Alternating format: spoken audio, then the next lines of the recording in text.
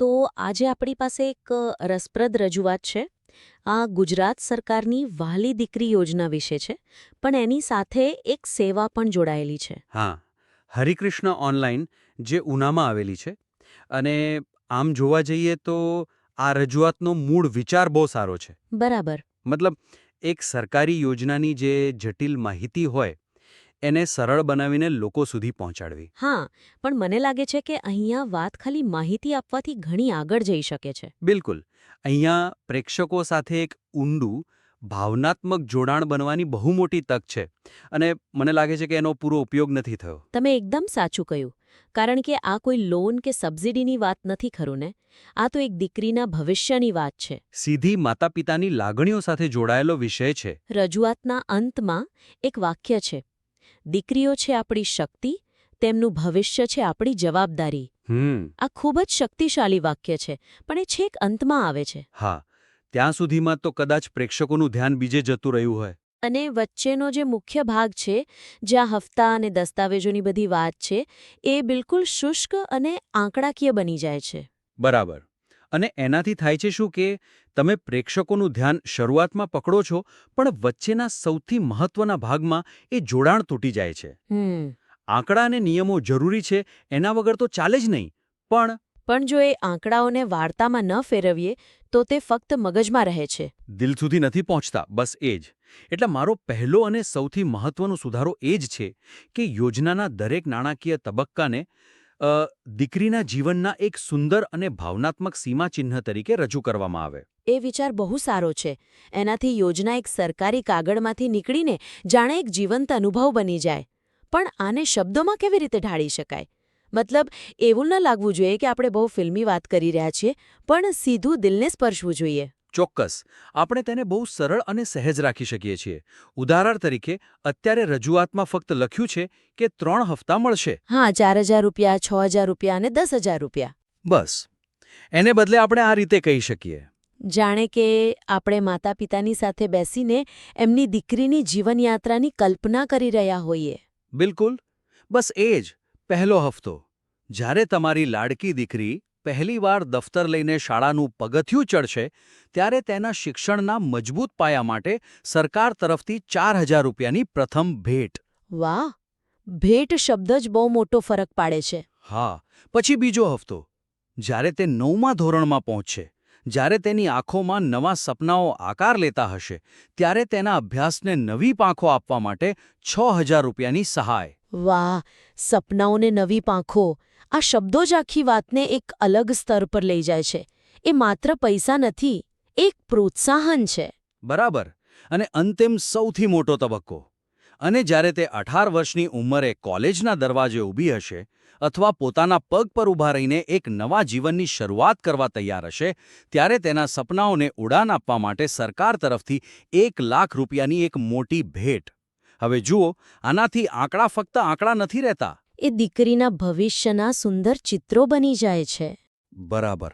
આ ખૂબ જ અસરકારક છે, પણ મને એક પ્રશ્ન થાય છે, આ જ ભાવનાત્મક અભિગમ દસ્તાવેજોની યાદી જેવી શુષ્ક બાબત પર કેવી રીતે લાગુ કરી શકાય?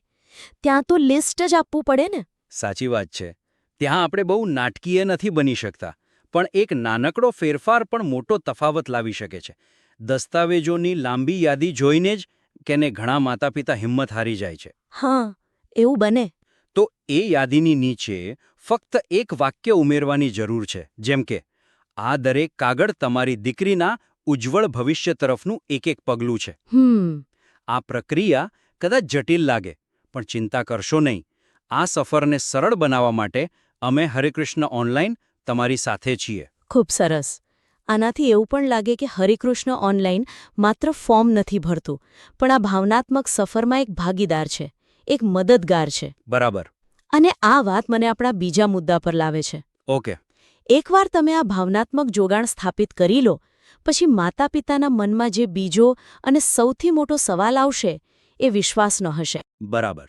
કે ઠીક છે, તમે મારી ભાવનાઓ સમજો છો, પણ શું હું તમારી સેવા પર ભરોસો કરી શકું? શું મારું કામ બરાબર થશે? તમે મુદ્દાની વાત કરી. વિશ્વાસ. એ સૌથી મોટી મૂડી છે.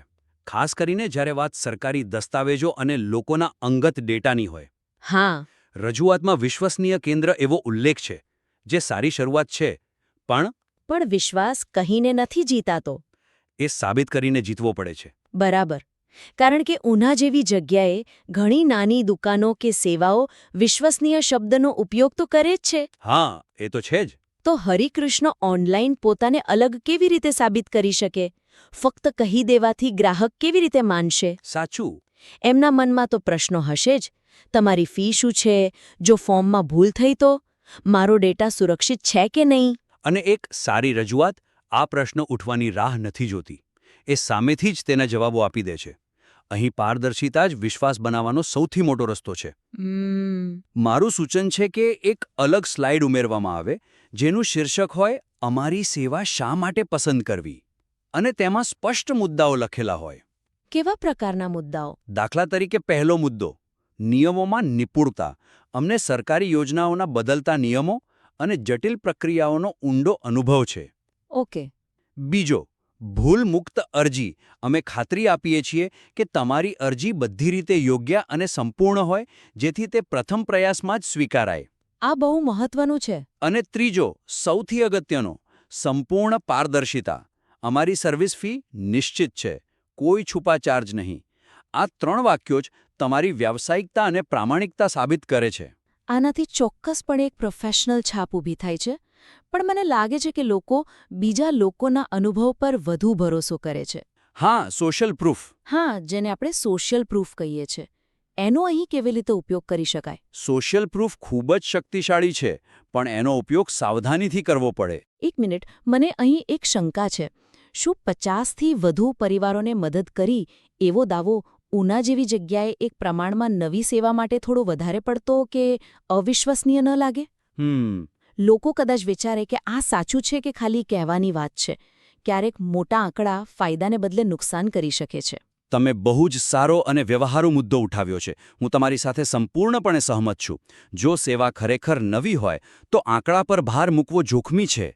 એના કરતાં ગુણવત્તા પર ભાર મૂકવો વધુ સારો. બરાબર, વધુ પ્રામાણિક અને અસરકારક રહેશે. તો એ વાક્યને બદલે આપણે કંઈક આવું કહી શકીએ. અમારો ધ્યેય દરેક અરજીને એટલી કાળજીપૂર્વક તૈયાર કરવાનો છે કે તે પ્રથમ પ્રયાસમાં જ મંજૂર થાય. ઓકે. અત્યાર સુધીનો અમારો સફળતાનો દર આ બાબતમાં અમને ગર્વ અપાવે છે. આ વાક્ય કોઈ આંકડો નથી આપતો, પણ તમારી ગુણવત્તા અને ગંભીરતા દર્શાવે છે. હા, આ વધુ વાસ્તવિક અને વિશ્વાસપાત્ર લાગે છે. અને તમે ફીની પારદર્શિતાની વાત કરી.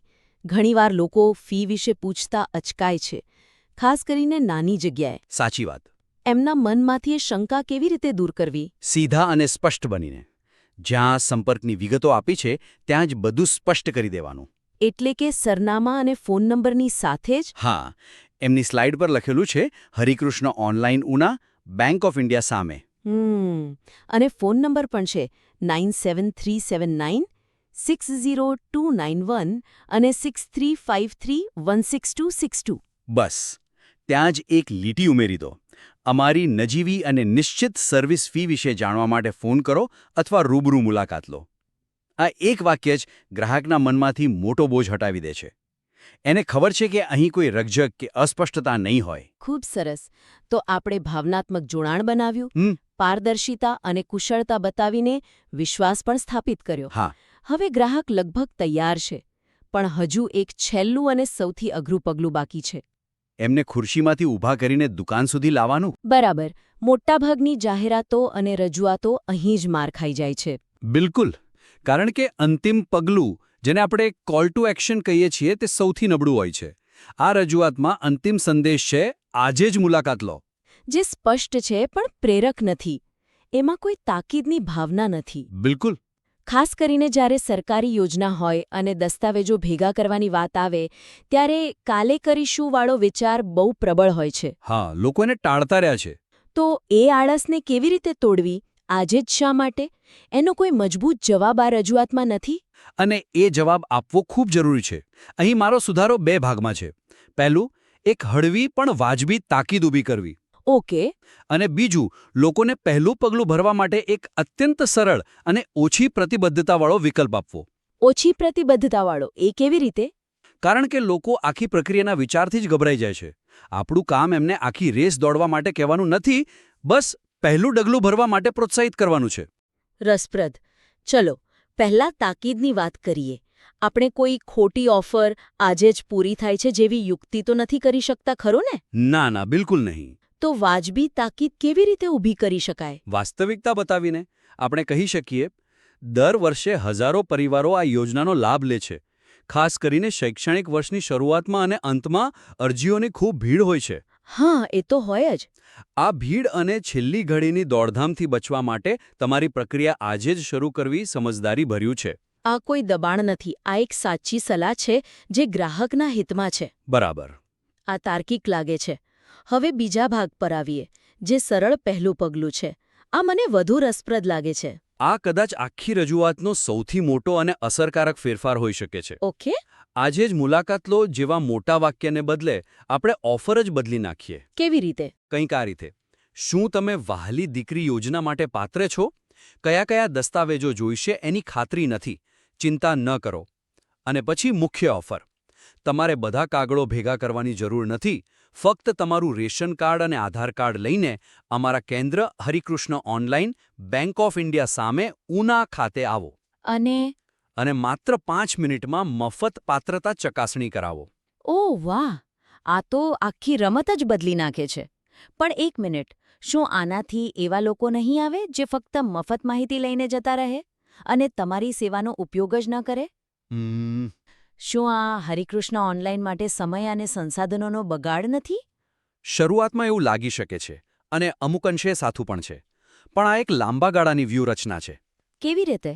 વિચારો, તમે પ્રવેશ અવરોધને લગભગ શૂન્ય કરી દીધો છે. બધા દસ્તાવેજો લાવો અને ફોર્મ ભરાવો. એ એક મોટું કામ છે. સાચી વાત. પણ ચાલો ખાલી ચેક કરાવી આવીએ કે આપણે લાયક છીએ કે નહીં. એક બહુ નાનું અને સરળ કામ છે. 10 લોકો જે ફક્ત માહિતી લેવા આવે છે, એમાંથી 2 લોકો પણ જો પાછા આવીને ફોર્મ ભરાવે તો પણ એ સફળતા છે. અને બાકીના 8 લોકોનું શું?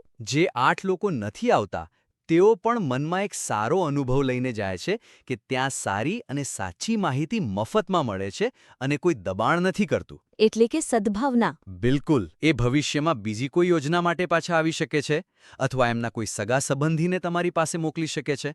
આનાથી તમે માત્ર ગ્રાહક નથી બનાવતા, તમે તમારા કેન્દ્રની પ્રતિષ્ઠા અને વિશ્વાસ બનાવો છો. જે લાંબા ગાળે સૌથી વધુ ફાયદાકારક છે. બરાબર. આ એક નાનકડી ઓફર તમને ફોર્મ ભરનારમાંથી વિશ્વસનીય સલાહકાર બનાવી દે છે. ખૂબ જ ઊંડી વાત કરી. આ ખરેખર એક સ્માર્ટ વ્યૂહરચના છે. તે ગ્રાહકના ડર અને આળસ બંનેને એકસાથે દૂર કરે છે. બરાબર. અને મોટાભાગે સફળતા એ પ્રથમ પગલું લેવડાવવામાં જ રહેલી હોય છે. ઉત્તમ. તો ચાલો આજના આ વિશ્લેષણનો સારાંશ લઈએ. મને લાગે છે કે આ નાના પણ ખૂબ જ મહત્વપૂર્ણ ફેરફારો છે. ચોક્કસ. તો આખી વાતનો સાર એ છે કે આ રજૂઆતને એક માહિતીભર દસ્તાવેજમાંથી એક પ્રેરણાદાયક વાર્તામાં ફેરવવાની જરૂર છે. પહેલું, આંકડાઓને દીકરીના જીવનના ભાવનાત્મક સીમાચિહ્નો સાથે જોડીને માતાપિતાના દિલને સ્પર્શવો. બરાબર. બીજું, અમે વિશ્વસનીય છીએ એવું કહેવાને બદલે તમારી કુશળતા, પારદર્શિતા અને પ્રામાણિકતાના નક્કર પુરાવા આપીને એ વિશ્વાસને જીતવો અને ગ્રાહકના મનમાં ઉઠતા પ્રશ્નોના સામેથી જવાબ આપવા. અને ત્રીજું, લોકોને આજે જ આવો એવું કહેવાને બદલે તેમને આજે જ શા માટે આવવું તેનું કારણ આપવું અને આવવા માટે એક અત્યંત સરળ, નાનું અને ઓછું જોખમવાળું પ્રથમ પગલું ઓફર કરવું. જેમ કે મફત પાત્રતા ચકાસણી. બિલકુલ. અમને આશા છે કે આ સૂચનાઓ હરિકૃષ્ણ ઓનલાઈનને તેમની રજૂઆતને માત્ર અસરકારક જ નહીં પણ યાદગાર અને પરિણામલક્ષી બનાવવામાં મદદ કરશે. હા, આ ફેરફારો કદાચ નાના લાગે, પરંતુ તે ગ્રાહકોના પ્રતિસાદ અને વ્યવસાય પર ખૂબ મોટી અને સકારાત્મક અસર કરી શકે છે. જ્યારે તમે આ ફેરફારોને અમલમાં મૂકી દો, ત્યારે અમને તમારું સુધારેલું કાર્ય ફરીથી મોકલવા માટે આમંત્રિત કરીએ છીએ. અમને જોવું ગમશે.